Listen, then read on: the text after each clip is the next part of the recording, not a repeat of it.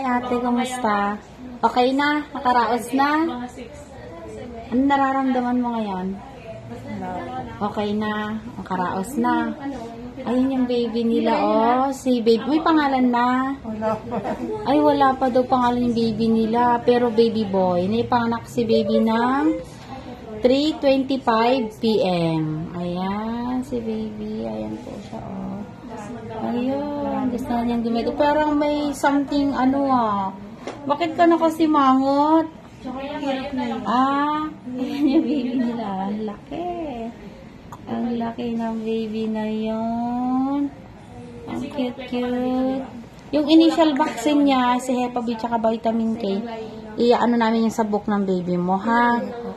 Para at least, alam mo kung ano yung mga vaccine na kailangan pang ituro kay baby pag nasa health center na, no? Ayan. Congrats, nakarais na silang mag-ina. Ayan lang si baby, pulupot yung pusod.